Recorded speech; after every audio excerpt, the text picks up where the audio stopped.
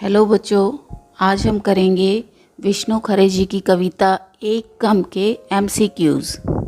जहाँ एक्सप्लेनेशन की ज़रूरत होगी वो मैं साथ साथ आपको बताती जाऊंगी। पहला प्रश्न देखिए, एक कम कविता किस कवि की रचना है? 4 ऑप्शन हैं आपके पास। इसका आंसर है ऑप्शन सी, विष्णु खरे।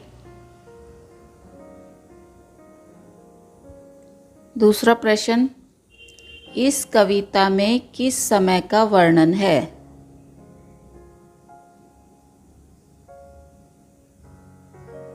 इसका आंसर है ऑप्शन बी, 1947 से बाद का देश।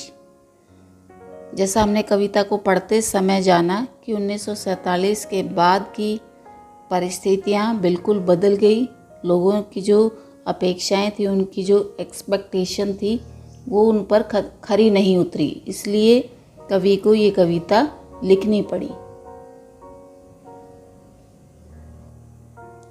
तीसरा प्रश्न, इस कविता में देश का मोहभंग किस कारण हुआ है? मोहभंग यानी जब हमें किसी चीज़ की सच्चाई पता लग जाए और उसके बाद उससे हमारा मन हट जाए, इस चीज़ को कहते हैं मोहभंग। तो आज़ादी के लिए सारा देश एक साथ था, एकजुट था, लेकिन जैसे ही आज़ादी मिली कुछ लोगों की स्थितियां तो बदली, लेकिन बाकी लोगों की स्थिति जो है वैसे ही बनी रही। तो बाकी जिसकी स्थिति नहीं बदली उनका आज़ादी से मोहभंग हो गया। तो देश का मोहभंग किस कारण हुआ है?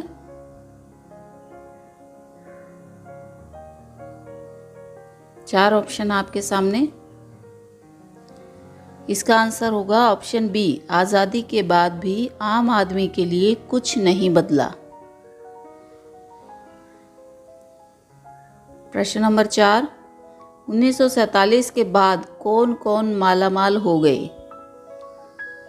अब ईमानदार आदमी मालामाल हो नहीं सकता, वो अपनी ईमानदारी को बनाए रखेगा।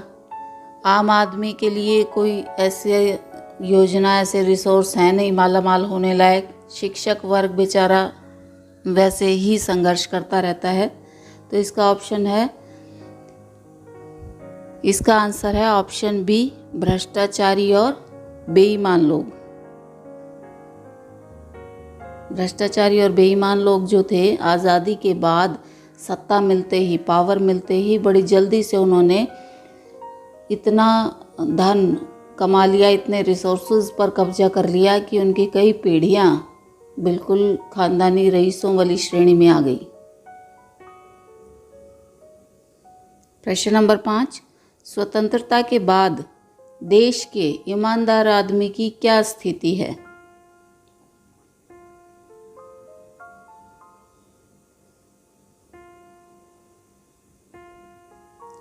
ईमानदार आदमी की बेचारे की क्या स्थिति हो सकती है? माला माल वो हो नहीं सकता।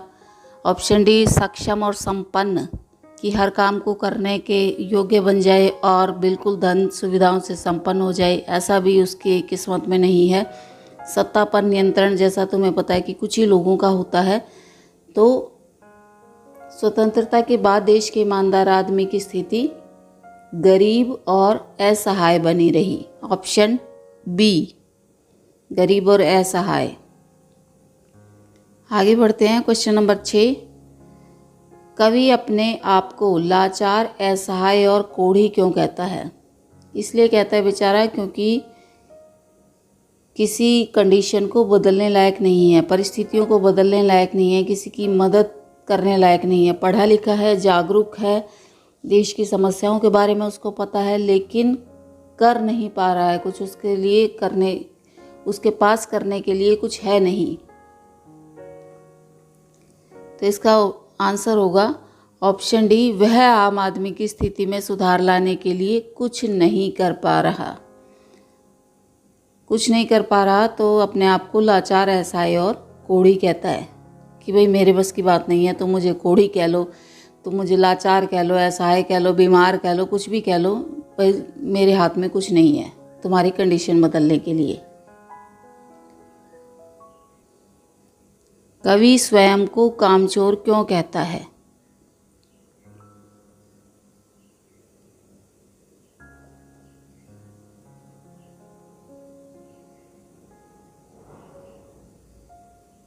ऑप्शन देखिए, क्या वह सच में कामचोर है, या वह आलसी है, या वो आम आदमी जैसे ही है।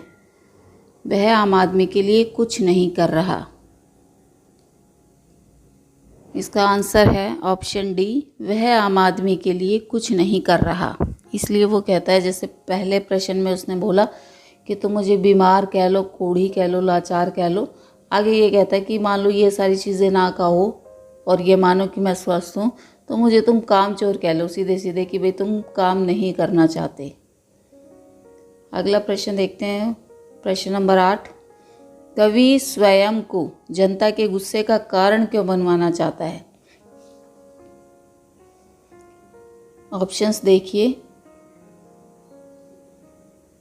वह स्थिति के लिए खुद को जिम्मेदार ठहराता है, भ्रष्ट है, कवि ने जनता के पैसे का दुरुपयोग किया है, आम आदमी अपनी कुंठा कवि पर निकालकर राहत महसूस कर सके।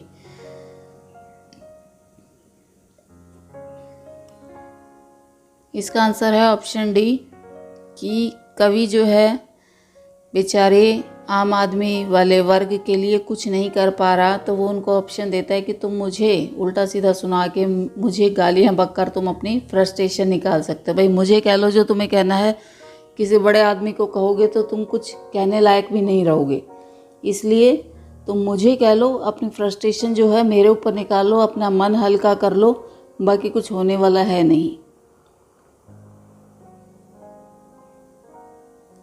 अगला प्रश्न, कवि ने स्वयं को नंगा निर्लज्ज क्यों कहा है?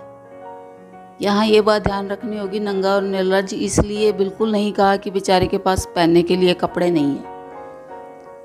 नंगा और निर्लज्ज इसलिए कहा है कि शर्म आनी चाहिए देश के पढ़े लिखे वर्ग को, अगर वो अपने स्थिति या किसी और की स्थिति को सुधारने के लायक नहीं है, कंडीशंस में बदलाव करने के लायक नहीं है, तो उनको शर्म आनी चाहिए।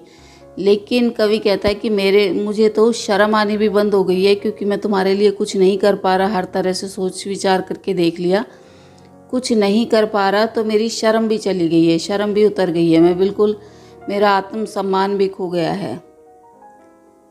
तो इसके ऑप्शन देखिए, और इसका आंसर है ऑप्शन डी, देश की स्थिति देखकर कवि ने अपना आत्मसम्मान खो दिया है। प्रश्न नंबर 10, कवि ने स्वयं को किस होड़ से हटा लिया है?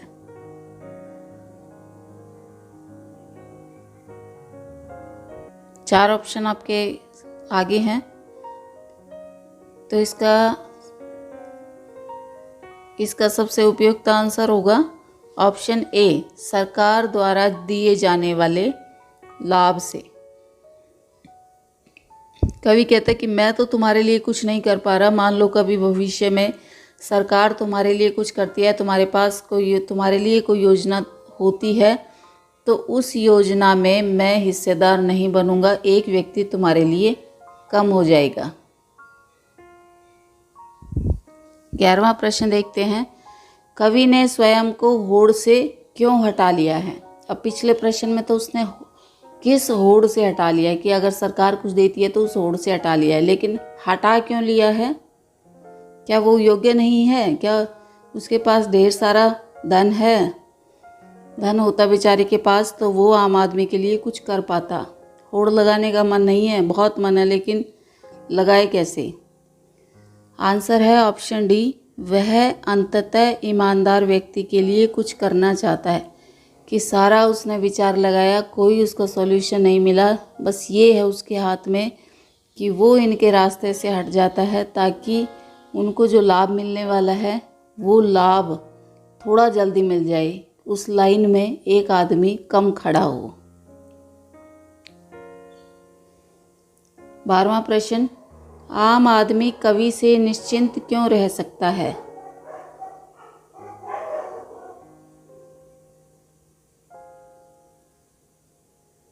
इसका आंसर आपको सी और डी दोनों लग सकते हैं, दोनों रिजम्बल करते हैं इससे, लेकिन इसका आंसर है ऑप्शन डी, कवि उनके रास्ते से हट गया है, इसलिए आम आदमी कवि से निश्चिंत रह सकता है। कवि उनके रास्ते से हट गया है। 1947 से पहले देश को आज़ादी से क्या उम्मीदें थी? भाई बहुत सारी उम्मीदें थी, लोगों को लग रहा था पता नहीं आज़ादी मिलते ही एकदम से क्या हो जाएगा, क्या सभी माला माल हो जाएंगे, सभी को रोज़गार मिल जाएगा, सभी खुश हो जाएंगे। ये तो सबके मन में ही था, लेकिन इतना तो कम से कम सबके मन में था कि आज़ादी के बाद उनकी स्थिति में सुधार होगा। जिस कंडीशन में वो अभी हैं, इस कंडीशन से थोड़ा तो सुधार उनके जीवन में होगा। तो इसका सबसे उपयुक्त आंसर है ऑप्शन डी।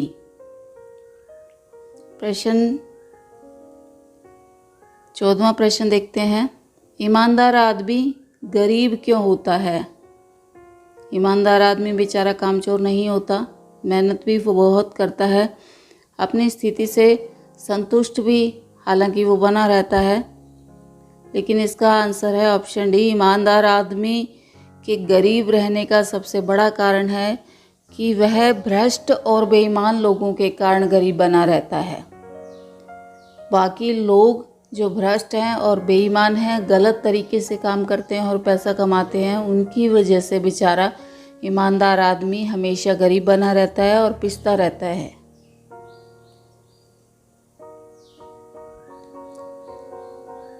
कैसे आदमी को देखकर कवि पहचान लेता है कि वह ईमानदार है? मुंह पे लिखा होता है क्या किसी के कि कौन ईमानदार है और कौन नहीं? बाहरी स्थिति देखकर हम नहीं पहचान सकते असहाय व्यक्ति को या मैले कुचले व्यक्ति को या बीमार व्यक्ति को हम नहीं कह सकते ईमानदार है। उसके व्यवहार से हमें पता लगता है।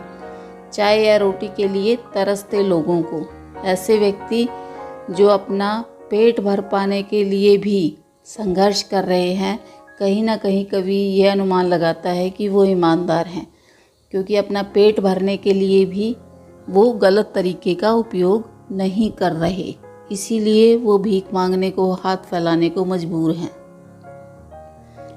इसी प्रश्न को दूसरी तरह से लिख सकते हैं, हाथ फैलाने वाला व्यक्ति कैसा हो सकता है?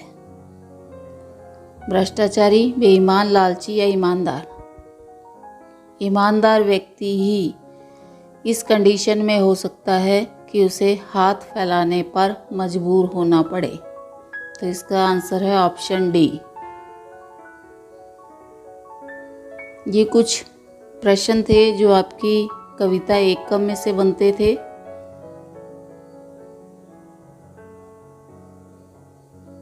आई होप कि आपको अच्छे से समझ आ गए होंगे।